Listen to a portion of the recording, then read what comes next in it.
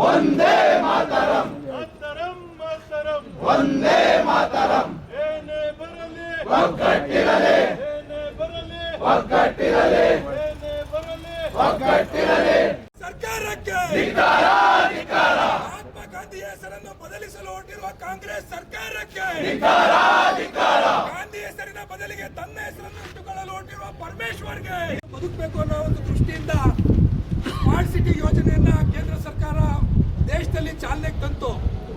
ತುಮಕೂರಿನಲ್ಲೂ ಕೂಡ ಆ ಒಂದು ಸ್ಮಾರ್ಟ್ ಸಿಟಿ ಅನುದಾನದಲ್ಲಿ ಭಾರತೀಯ ಜನತಾ ಪಕ್ಷದ ನೇತೃತ್ವದಲ್ಲಿ ಸನ್ಮಾನ್ಯ ಶಾಸಕರಾದಂಥ ಜಿ.ಬಿ. ಜ್ಯೋತಿ ಗಣೇಶ್ ಅಣ್ಣನವರ ಆ ಒಂದು ದೂರದೃಷ್ಟಿಯ ಕಲ್ಪನೆಯಿಂದ ಒಂದು ಇಂಟರ್ನ್ಯಾಷನಲ್ ಸ್ಟ್ಯಾಂಡರ್ಡ್ ಲೆವೆಲ್ನಲ್ಲಿ ಒಂದು ಮಹಾತ್ಮ ಗಾಂಧಿ ಕ್ರೀಡಾಂಗಣ ತಯಾರಾಯಿತು. ಆ ಒಂದು ಮಹಾತ್ಮ ಗಾಂಧಿ ಕ್ರೀಡಾಂಗಣದ ಭಾಗವೇ ಆಗಿದ್ದಂಥ ಈ ಒಂದು ಒಳಾಂಗಣ ಕ್ರೀಡಾಂಗಣಕ್ಕೆ ಈ ಪರಮೇಶ್ವರ್ ಅವರು ತನ್ನ ಹೆಸರನ್ನು ಇಟ್ಕೊಳ್ಳಕ್ಕೆ ಕೊಟ್ಟಿರೋದು ನಿಜಕ್ಕೂ ಅದು ಅಕ್ಷಮ್ಯ. ಈ ಒಂದು ಪ್ರತಿಭಟನೆಯಲ್ಲಿ ಭಾಗವಹಿಸಿರ್ತಕ್ಕಂಥ ತಮ್ಮೆಲ್ಲರಿಗೂ ಸ್ವಾಗತವನ್ನು ಕೋರ್ತಾ ಈ ಒಂದು ಪ್ರತಿಭಟನೆಯನ್ನ ಉದ್ದೇಶಿಸಿ ನಮ್ಮ ನಿಕಟಪೂರ್ವ ಅಧ್ಯಕ್ಷರಾದಂಥ ಹನುಮಂತರಾಜಣ್ಣವರು ಎರಡು ಮಾತಾಡಬೇಕು ಅಂತ ಕೇಳ್ಕೊತೀನಿ. ಅಂತ ಅಪರಾಧ ಆಗ್ತದೆ. ಇದನ್ನು ತುಮಕೂರಿನ ಜನತೆ ಆಗ್ಲಿ ಭಾರತೀಯ ಜನತಾ ಪಾರ್ಟಿ ಕಾರ್ಯಕರ್ತರಾಗ್ಲಿ ಯಾವುದೇ ರೀತಿ ಕ್ಷಮಿಸಲ್ಲ. ಹಂಗೂ ಹೆಸರಿಡ್ಬೇಕಾಗಿತ್ತ. ತುಮಕೂರಿನಲ್ಲಿ ಹಲವಾರು ಕ್ರೀಡಾಪಟುಗಳು ರಾಷ್ಟ್ರೀಯ ಅಂತಾರಾಷ್ಟ್ರೀಯ ಮಟ್ಟದಲ್ಲಿ ಹೆಸರು ಮಾಡಿರುವಂತವ್ರು ಇದ್ದಾರೆ. ಇಡೀ ಅದಕ್ಕೆ ಯಾವ್ದಾರ ಕ್ರೀಡಾಪಟುಗಳು ಹೆಸರಿಡಿರಿ. ನಮ್ಗೆಲ್ಲ ಗೊತ್ತಿರ್ಬೋದು, ವಾಲಿಬಾಲ್ ನಲ್ಲಿ ತುಮಕೂರಿನಲ್ಲಿ ಹೋಗಿ ಇವತ್ತು ಪ್ಲೇಸ್ಮೆಂಟ್ ಮಾಡ್ಕೊಂಡ್ ಬಂದಿರುವಂತವ್ರು ಹಲವಾರು ಕ್ರೀಡಾಪಟುಗಳು ಕ್ರೀಡೆಗೋಸ್ಕರವಾಗಿ ಈ ತುಮಕೂರನ್ನ ಪ್ರತಿನಿಧಿಸ್ತಾ ಇದ್ದಾರೆ. ಕ್ರೀಡಾಪಟುಗಳಿಗೆ ಸ್ಫೂರ್ತಿದಾಯಕವಾಗಿ ಆಗಿರ್ತಕ್ಕಂಥ ಕ್ರೀಡಾಪಟುಗಳನ್ನ ಹೆಸರು ಇಟ್ಕೊಳ್ಳಾಗಿತ್ತು ಅಥವಾ ಯಾರು ಕೇಳಿರಲಿಲ್ಲ ಇದಕ್ಕೆ ಸಪ್ರೇಟ್ ಹೆಸರಿಡಿ ಅಂತ. ಮಹಾತ್ಮ ಗಾಂಧಿ ಕ್ರೀಡಾಂಗಣನ ಒಂದು ಅದರದೇ ಆದಂತ ಇತಿಹಾಸ ಇದೆ. ಅದರದೇ ಆದಂತ ಬೇಕು ನ್ಯಾಯ ಬೇಕು ಭಾರತ್ ಮಾತಾ ಕಿ ಜೈ ಭಾರತ್ ಮಾತಾ ಕಿ ಜೈ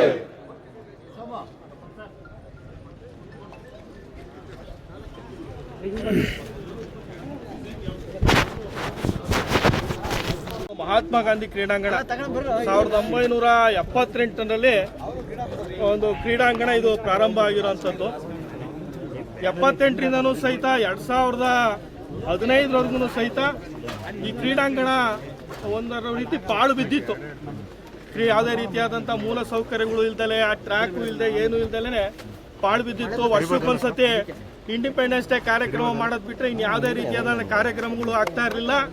ಯಾವುದೇ ಕ್ರೀಡಾಪಟುಗಳಿಗೂ ಸಹಿತ ಒಂದು ಕನಿಷ್ಠ ಸೌಲಭ್ಯನೂ ಸಹ ಇಲ್ಲಿ ಇರಲಿಲ್ಲ. ಅದು ಹೊರತುಪಡಿಸಿ 2015ರಲ್ಲಿ ಏನು ಸ್ಮಾರ್ಟ್ ಸಿಟಿ ಘೋಷಣೆ ಆಯಿತು. ಸ್ಮಾರ್ಟ್ ಸಿಟಿ ಘೋಷಣೆ ಆದಂಥ ಸಂದರ್ಭದಲ್ಲಿ 2018ವರೆಗೂ ಸಹಿತ ಈ ಸ್ಟೇಡಿಯಂನು ಸ್ಮಾರ್ಟ್ ಸಿಟಿ ಅಡಿನಲ್ಲಿ ಡೆವಲಪ್ಮೆಂಟ್ ಆಗಬೇಕು ಅನ್ನೋವಂಥದ್ದು ಯಾವುದೋ ಬ್ಲೂ ಪ್ರಿಂಟು ಸಹ ರೆಡಿ ಆಗಿರಲಿಲ್ಲ. ಆಗ ಕಾಂಗ್ರೆಸ್ ಸರ್ಕಾರನೇ ಅಧಿಕಾರದಲ್ಲಿತ್ತು.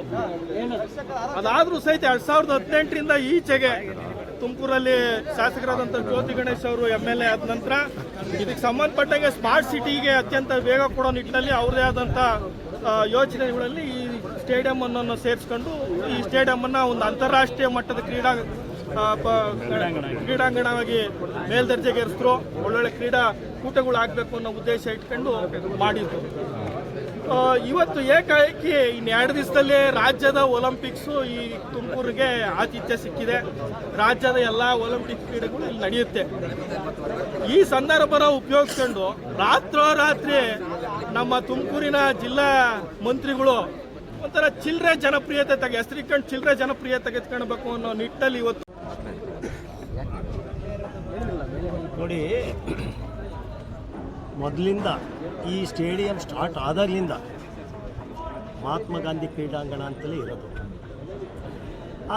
ಇದನ್ನು ಸಪ್ರೇಟ್ ಏನು ಕರೆಯೋ ಅವಶ್ಯಕತೆ ಇಲ್ಲ. ಮಹಾತ್ಮ ಗಾಂಧಿ ಕ್ರೀಡಾಂಗಣ ಅಂತಲೇ ಅದ್ರ ಎದುರುಗಡೆಗೆ ಇರೋದು ಅಂತಲೇ ಜನರಲ್ಲಾಗಿ ವಾಡಿಕೆ ಇರೋದು. ಇವರು ತುಮಕೂರಿನಲ್ಲಿ ಈ ಕ್ರೀಡಾಂಗಣಕ್ಕೆ ಏನಾದರೂ ಅವರ ಕೊಡುಗೆ ಇದ್ದರೆ, 1% ಕೊಡುಗೆ ಇದ್ದರೆ ಅವ್ರ ಹೆಸರಿಟ್ಕೊಂಡು ಸರ್ ಏನು ಇಲ್ದಲೆ ಅಧಿಕಾರ ದುರುಪಯೋಗ ಮಾಡ್ಕೊಂಡು ಏನು ಸರ್ಕಾರನ ಐತೆ ಅನ್ನೋ ಒಂದು ದೃಷ್ಟಿನಲ್ಲಿ ಅವ್ರ ಹೆಸರಿಟ್ಕೊಳ್ತಾರಲ್ಲ, ನಿಜವಾಗಿ ಇದು ನಾಚಿಕೆ. ಯಾಕೆ ಅಂತಂದರೆ ಮಹಾತ್ಮ ಗಾಂಧಿ ಅವರೇ ದಿನ ಬೆಳಗಾದ್ರೂ ನೀವು ಪತ್ರಿಕೆಯಲ್ಲಿ ನೋಡ್ತಾ ಇದ್ರೆ ದೇಶಾದ್ಯಂತ ಮಹಾತ್ಮ ಗಾಂಧಿ ಗಾಂಧಿ ಅಂತ ಹೇಳ್ತಾ ಇದ್ದಾರಲ್ಲ. ಮಹಾತ್ಮ ಗಾಂಧಿ ತೆಗೆದು ಅವ್ರ ಹೆಸರು ಇಟ್ಕೊಳಕ್ಕೆ ಹೊರಟಿದ್ದಾರಲ್ಲ, ಏನಾದರೂ ಒಂದು ಕೊಡುಗೆ ಇದ್ದಿದ್ರೆ ನಾನು ಒಪ್ಕೊಳ್ತಾ ಇದ್ದೆ. ಅವ್ರ ಹೆಸರು ಇಟ್ಟವ್ರೆ ಬಿಡ್ರಿ, ಅವ್ರದ್ದು ಸಾರ್ಥಕ ಅಂತ ಹೇಳ್ಬೋದಾಯ್ತು. ಏನೂ ಇಲ್ದಲೆ ಮಾಡ್ತಾ ಇರೋದು ಅಕ್ಷಮ್ಯ ಅಪರಾಧ.